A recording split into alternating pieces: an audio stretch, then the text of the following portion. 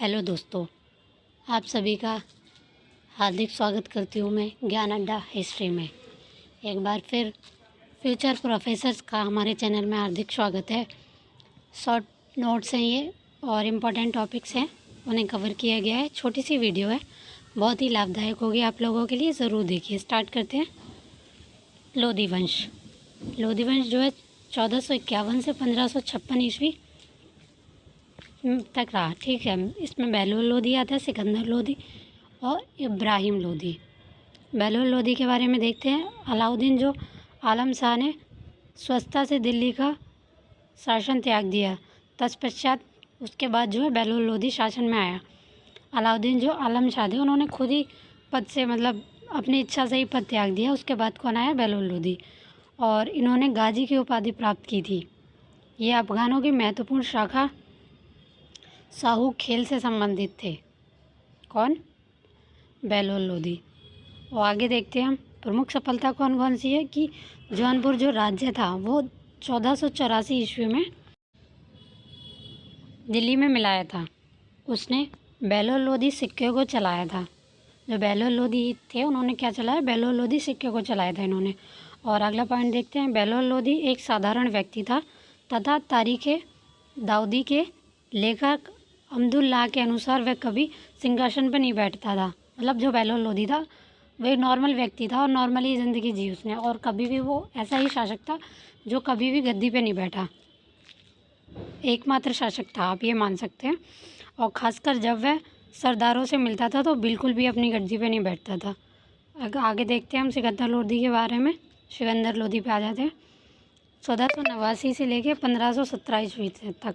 ठीक है, ये लोधी वंश का महान शासक था। कौन? सिकंदर लोधी महान शासक था। व्यापारिक मार्ग को नियंत्रण के लिए इन्होंने क्या किया? जो आगरा है, आज का जो आगरा है, उस नगर की स्थापना की थी कि इन्होंने? सिकंदर लोधी ने। और जो बादलगाह का किला है उसे भी इन्होंने ही बनवाया था। आगे पढ़ते हैं हम। 1506 में आगरा जो है वो सिकंदर की राजधानी बनी। अगला पॉइंट है शासक में और सरदारों को नियंत्रण में रखने के लिए गुप्तचर विभाग को मजबूत किया। सिकंदर लोधी जो है उन्होंने जो सरदार थे उनको नियंत्रण में रखते थे बहुत ही ज़्यादा, तो उसके लिए उन्होंने क्या किया? गुप्तचर जो विभाग था उसको मजबूत किया अपने को। और जो कर थे उनको भी इन्होंने समाप्त कर दिया। और व्यापार के जो प्रतिबंध थे उसे भी हटा दिया था इन्होंने। और जो लोगों की आर्थिक समृद्धि थी उससे लोगों को बढ़ावा मिला। क्यों आर्थिक समृद्धि हो गई? क्योंकि अगर टैक्स हट जाता है तो लोगों की आर्थिक समृद्धि हो जाती है। जैसे कि आज के दौर में आप देख रहे हैं निर्मला सीतारमण जी का हम लोगों के ऊपर कह सकते हैं उनके दुश्मनी समझ लीजिए आम जनता से, कि इतने भारी भरकम टैक्स लगा दिए गए हैं जिसकी उम्मीद की नहीं गई थी, लेकिन हद से ज़्यादा टैक्स हैं आज के टाइम में। आगे आ जाते हैं हम अपने टॉपिक पे। नाप के लिए एक पैमाना बनाया गया जिसे गजे सिकंदर का प्रारंभ किया गया इन्होंने, जो प्राय 30 इंच का सहता था। और अगले पॉइंट पे आते हैं। उसने मुहर्रम और ताजिम निकालना बंद करा दिया था इन्होंने। अगले पॉइंट पे आते हैं। हिंदुओं पर जजिया कर लगवाया था। अगला पॉइंट, हिंदू मुस्लिम धर्म की जो समानता थी उसका विरोधी था। और एक बंदे ने जो बोल दिया था कि हिंदू और मुस्लिम बराबर हैं, तो उसको फांसी पे चढ़वा दिया था। इतना कट्टर था, सोच लीजिए आप। आगे देखते हैं हम। सिकंदर लोधी के जो स्वयं के आदेश थे, एक आयुर्वेदिक ग्रंथ का फारसी में अनुवाद किया गया जिसका नाम जो है सिकंदर लोधी ने जो स्वयं के आदेश थे उसको एक आयुर्वेदिक ग्रंथ था, उसमें जो फारसी अनुवाद किया गया है सिकंदर लोधी का, ये हमें देखने को मिलता है। और उसका जो नाम है, उसका नाम क्या है? फरंगे सिकंदरी रखा गया। याद रखना कि पूछा जाता है कई बार, फरंगे सिकंदरी है तो याद रख लेना। उसके समय में जो है गान विद्या के श्रेष्ठ ग्रंथ जो है कौन थे? लजवत ए सिकंदर शाही की रचना हुई थी। और आगे देख लेते हैं। जो बौद्ध सिकंदर ने जो है पूर्ण नियंत्रित कर रखा था सिकंदर लोधी ने, किस पे? सरदारों पे। पूरी तरह से नियंत्रण में रखा हुआ था सरदारों को। सिकंदर लोधी कहता है कि यदि मैं एक गुलाम को भी अपने कह दूं कि पालकी में बैठा दूं, तो मेरे आदेश पर मेरे जो सभी सरदार हैं उसे अपने कंधों पर बैठा कर ले जाएंगे। सुनिए कितना मतलब कहना चाहता है। सुंदर दिखने के लिए वह दाढ़ी नहीं रखता था, मतलब क्लीन शेव रखता था सिकंदर लोधी। वह गुलरुखी के उपनाम से फारसी में कविताएं भी लिखा करता था सिकंदर लोधी। आगे पढ़ते हैं हम इब्राहिम लोधी के बारे में। इसका टाइम पीरियड कब तक है? 1517 से 1526 ईस्वी तक। और सिकंदर की मृत्यु के बाद जो है श्रेष्ठ पुत्र जो था कौन था? इब्राहिम लोधी, जो जिसे सत्ता मिल जाती है। लोधी अफगान अमीरों की सर्वसहमति से दिल्ली के सिंहासन पर बैठता है। सबकी सहमति से ही इब्राहिम लोधी जो है अपना मतलब सिंहासन पर बैठ जाता है। आगे बढ़ते हैं हम। राज्य के विभाजन के फलस्वरूप उसके छोटे भाई को जलाल खां को जौनपुर की गद्दी सौंपी गई। मतलब जो विभाजन हुआ उसके पिता की मृत्यु के बाद जो उनका छोटा भाई था जलाल खां, उसको कहाँ की गद्दी मिली? जौनपुर की। किंतु इब्राहिम लोधी ने कुछ समय बाद जो है उस पर भी कब्जा कर लिया था। इन्होंने लोहानी और फार्मूली के विरुद्ध जो राज्य के अधिकारी वर्ग के निदानमत की नीति थी उसको अपनाया था। इन्होंने के लिए जो दान की नीति थी उसको अपनाया। और उसके बाद घटोली का युद्ध होता है जिसमें इब्राहिम लोधी हार जाते हैं। किससे? राणा सांगा से। कब होता है ये? 1514 से 1518 ईस्वी पूर्व, ठीक है, ईस्वी में होता है। और पानीपत का जो युद्ध है वो कब होता है? 1526 ईस्वी में होता है, जो कि हम लोग जानते ही हैं। आगे बढ़ते हैं। बाबर और किसके बीच में होता है बताइए? बाबर और इब्राहिम लोधी के बीच में होता है, जिसमें बाबर जीत जाता है और इब्राहिम लोधी हार जाते हैं।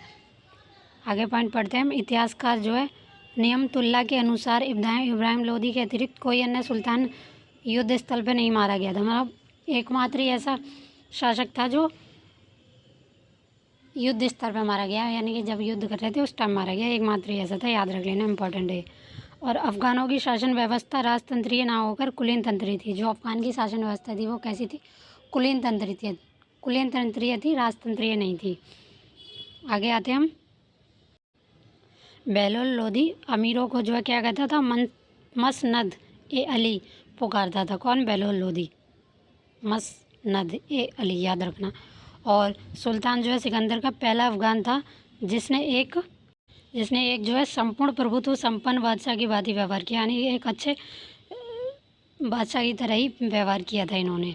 अगर आपको पसंद आ रहे हो हमारे नोट्स और हम तो लाइक एंड सब्सक्राइब ज़रूर करें। इससे हमें मोटिवेशन मिलता है ताकि मैं आपके लिए अच्छी अच्छी क्लासेस लेके आ पाऊँ। और मैं चाहती हूँ कि हिस्ट्री पेपर 2 की फ्री क्लासेस लेके आ पाऊँ आप लोगों के लिए, यूजीसी नेट के लिए। तो लाइक एंड सब्सक्राइब ज़रूर करें ताकि पूरा सिलेबस आपको एक ही जगह पे मिल सके। आगे आ जाते हैं हम इम्पॉर्टेंट टॉपिक पे। दिल्ली सल्तनत का जो प्रशासन है उसके बारे में पढ़ लेते हैं। ये कई बार इम्पॉर्टेंट है, आधा ही आता है पेपर में, तो देख लेते हैं इस बार इसको। प्रमुख विभाग और उसके नाम के विभाग को क्या बोला जाता था, ऐसे पूछा जाता है। दीवान वजारत को क्या बोलते थे? वजीर या प्रधानमंत्री। दीवान आरिज को सैन्य विभाग कहा जाता था। दीवान रिसालत को विदेश विभाग कहा जाता था। दीवान ईशा को क्या बोलते थे? पत्राचार विभाग। दीवान मुस्तखराज को क्या बोलते थे? राजस्व विभाग होता था वो। और इसके अलावा देखते हैं हम आगे। दीवान खैरात को क्या बोलते थे? खैरात से याद रख लेना, दान विभाग होता था। दीवान रेतिहाक, ठीक है, इसको पेंशन विभाग बोलते थे। आगे बढ़ते हैं। क्लासेस पसंद आ रही हो तो लाइक करें ज़रूर। आगे देखते हैं। दीवान बंदगान तो पता ही होगा आपको, दास। बंद से याद रख लेना, बंद किसको किया जाता है? जो दास होता है उसको दास विभाग। दीवान कफूफ जो था व्यय विभाग था। केंद्रीय प्रशासन जो है उसके मुख्य कौन होता था? राजा होता था। और जैसे कपड़ा हमने राजा का जो मंत्री होता था मुख्य, उसको वज़ीर कहते थे। और वज़ीर के जो होते थे 4 प्रकार हैं, जैसा कि हम यहाँ देख रहे हैं। पहले को क्या बोलते थे? दीवान वजारत। दूसरे को दीवान अर्ज, दीवान ईशा, दीवान रसालत। याद रखना, ये चारों इम्पोर्टेंट है। उसके बाद आ जाते हैं प्रांतीय जो प्रशासन था उसके बारे में पढ़ लेते हैं हम। इसमें क्या मिलता है हमको? 4 तरह की मिलती है। जैसे एकता जो होता है, प्रांत होता है, ये सबसे बड़ी इकाई होती है। सबसे छोटी इकाई जो होती है ग्राम होती है। और ग्राम से बड़ी सदी होती है, सदी से बड़ी शिक होती है। ठीक है, इनको क्या क्या बोलते थे वो भी देख लेते हैं, प्रमुख नाम देख लेते हैं। इस एकता को, प्रांत को क्या बोलते थे? बली या बाजिम कहते थे। और शिक को सिकंदर कहते थे। मुख्य मतलब जो इनका प्रमुख होता था उसके नाम है ये। और सदी के जो अमीर शाम बोलते थे। और ग्राम को का जो मुखिया होता था उसे पटवारी बोलते थे या मुकर्रम बोलते थे, जैसे आज भी बोलते हैं। अलग अलग जगहों पे नाम मुखिया वगैरह ऐसे बोलते थे। आगे बढ़ते हैं हम इन चारों के बाद देखते हैं हम सेना के बारे में। ठीक है, सेना कैसी थी इनकी ये सब। सेना जो है केंद्रीय सेना थी, प्रांतीय सेना, घुड़सवार सेना और व्यक्तिगत सेना, 4 प्रकार की सेना थी, जैसा कि हमने देख लिया यहाँ। अमीर दा 10 सैनिक होते थे, जिसके साथ मतलब राजा जाता था, उन्हें अमीर दा बोलते थे। दा से 10 होता है। और अमीर सदा, सा से मतलब 100 याद रख लेना, 100 सैनिक होते थे। अमीर हज़ारा यानी कि 1000 सैनिक होते थे। ठीक है, आगे देखते हैं। दुर्ग की जो सुरक्षा दुर्गपाल करते थे, दुर्ग की सुरक्षा थी वो दुर्गपाल करते थे, जिन्हें कोतवाल भी कहा जाता था। सेना के 3 भाग थे, घुड़सवार सेना, पैदल सेना और गज सेना। नाम से ही पता चल रहा है कैसी कैसी सेना थी। उसके बाद आगे बढ़ते हैं। न्याय प्रशासन। मुस्लिम कानून कितने प्रकार के थे? 4 प्रकार के थे, जिनको पढ़ते हैं हम। पहला था कुरान, दूसरा हदीस, तीसरा इंजमा, चौथा जो था कयास। पॉइंट पढ़ते हैं हम इनके। दिल्ली सल्तनत में मुकदमों का निर्णय काजियों और मुफ्तियों की सहायता से होता था और इनका पदवा वंशानुगत होता था, मतलब वंशानुगत होता था। और काजी शुबा जो था वो दीवानी फौजदारी करता था। दीवान सूबा कौन होता था? राजस्व और मामले को देखता था। और फ़िज़ा क्या होता था? जो इस्लामी धर्मशास्त्र होते थे ना, जो धर्मशास्त्री वगैरह होते थे, उनको बोलते थे। उसके बाद हम देखते हैं जो राजस्व प्रशासन था उसके बारे में पढ़ते हैं। सल्तनत काल में 5 प्रकार के कर थे। कौन कौन से? उश्र, खराज, खुम्स, ज़कात और जजिया। उश्र जो था वो मुसलमानों से भूमि कर लिया जाता था 5% से 10% तक।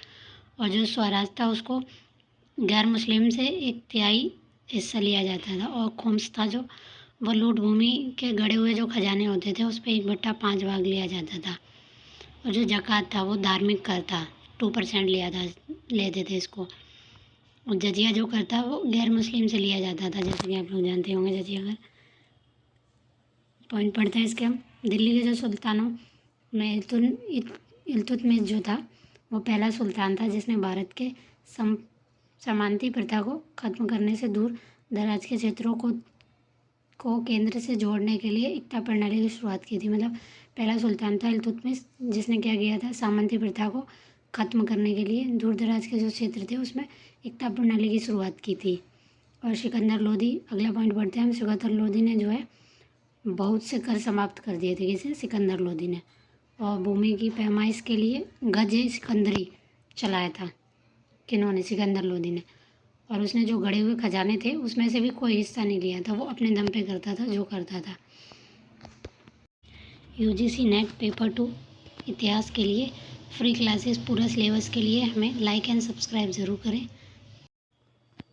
इतिहास की फ्री क्लासेस लाना चाहते हैं हम फुल सिलेबस, ताकि जो बच्चे बैच अफोर्ड नहीं कर सकते वो हमारी फ्री क्लासेस से अपना JRF का सपना पूरा करें।